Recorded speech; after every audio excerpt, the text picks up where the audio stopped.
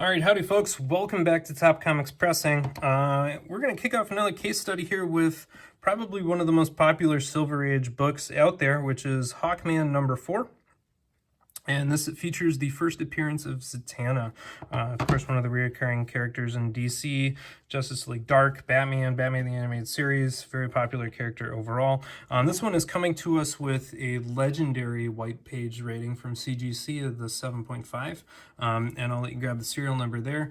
As it lies right now, the greater notes say soiling on back cover, we'll get there, spine stress lines bright color, light bends to cover, light multiple stain front cover. As it sits right now, I don't actually see the staining on the front cover, but we can see the light spine stress lines. So you can see there, by the way, there is some corner rounding and blunting that was not part of the greater notes, but of course there's a tick there, there's a tick there, a tick there, a tick there, a tick there. Ticks all the way up the spine, a little bit of a crunch on top. All of that is going to be allowable at a much higher grade book. So this thing, if that was all the damage, would probably be a 9.4, so nowhere near what's dropping us to the 7.5. I think a lot of this is just very light soiling. Oh, I found the stain right there. I was looking for it before and I couldn't see it. And there's one little patch right around the W in Hawkman.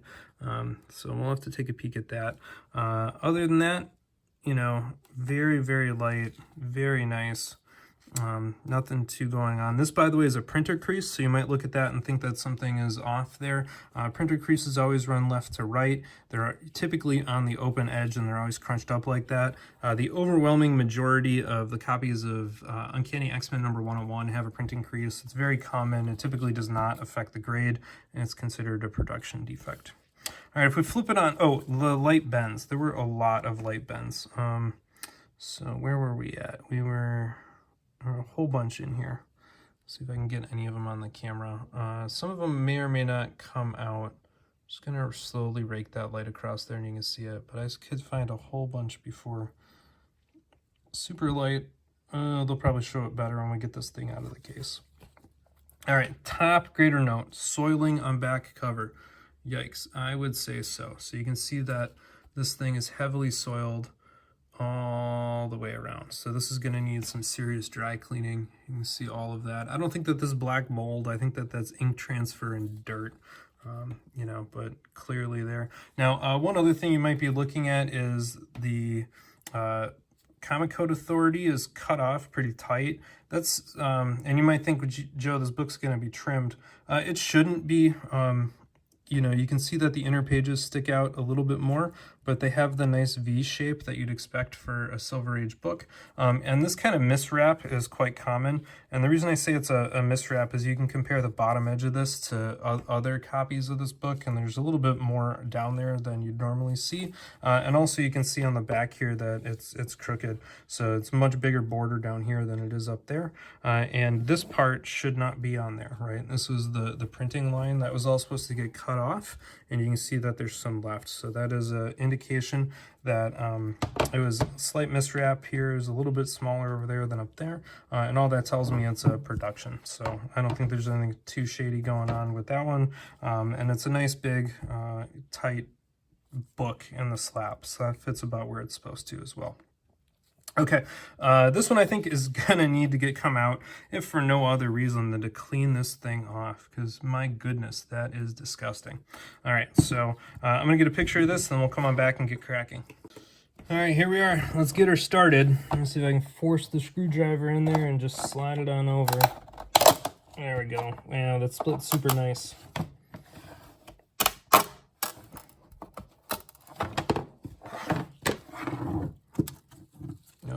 Oh, it popped right out. Look at that. It barely held together. I love it when they pop that easy. Okay, there we go.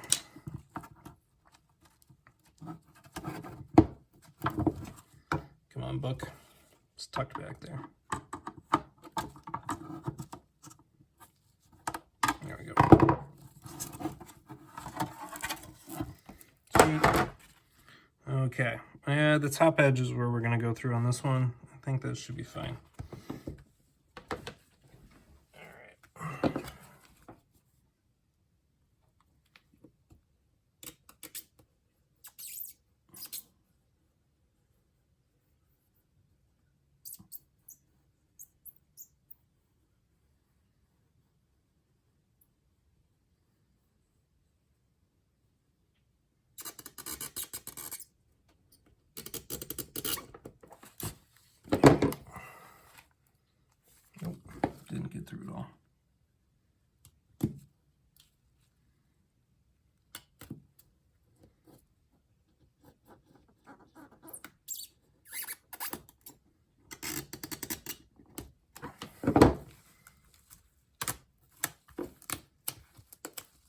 go.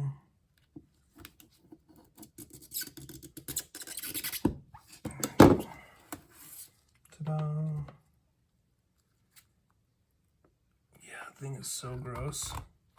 Do some serious dry cleaning on this. It's gonna be a long video.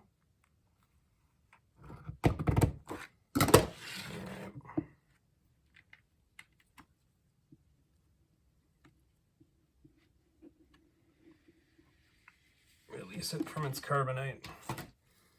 And we'll see what it looks like now. Microchamber paper. Nice hot girl. Tana's on the splash page on this one, I'm pretty sure. Been a while since I had one of these. There you go. Brand new right in the front. I don't see a second piece of paper. All right, so I'm gonna get some pictures of this as it lies, and we'll come on back here in a minute. All right, folks, one send-off video here for the Hawkman number 4 we've been working on. Overall, this comic looks a lot better. It looks a lot sharper. We took a lot of that surface dirt off. We fixed a lot of the finger bends, so I took pictures which should hopefully go up on both Facebook and Instagram the time that this video drops. We were able to clear some of the foxing from here, really lighten some foxing found along the back spine after we cleaned it up. Back cover looks totally different because we cleaned off decades worth of dirt and grime, and the thing that still remains is that little bit of a very small stain right there. In addition to that, there was damage on the top edge as well as the top spine that I think will ultimately grade limit. This one's coming to us a 7.5. I'm hoping we'll be able to get it up to an 8.0 with an optimistic 8.5. I think with the very small, very light stain and with the top corner and top edge damage, I don't think we'll be able to get above an 8.5, but hopefully this will get to at least an 8.0, if not to an 8.5. So at least that's my prediction and my hope. We'll see how I do on that. This is going to take weeks, if not months, in real time, but hopefully in the few seconds it takes for you to see the end result, you can go ahead and give me a thumbs up, click the subscribe on the video, drop a comment there, share with a friend, etc. And keep your fingers crossed for the next few seconds here as I reveal the actual grade from CGC. All right, everybody, this one is back from CGC, and I now have a grade to report.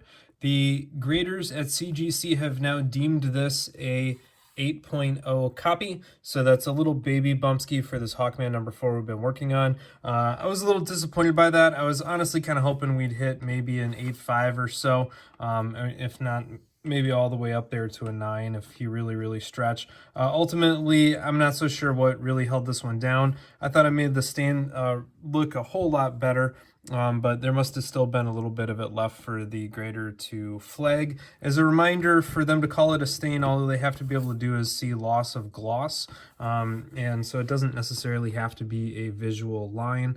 It makes it more challenging to do removals, particularly on these Silver Age books that have a little bit more sensitive gloss layer relative to, say, 80s books. So this one also got a small dip in the page quality, so it went from white pages to off-white white pages. Sometimes that can be because it aged in the slab, if somebody kept the slab in a non-climate controlled environment. Other times it's subjective, so CGC does have a significant error bar, I would say, in that page quality ranking. Anyway, so this one I'm going to call a little bit of a bummer ski, but it did still bump ski. Anyway, so hopefully you at least enjoyed watching the process and the evaluation. Go ahead and leave some thumbs up on the channel. Click that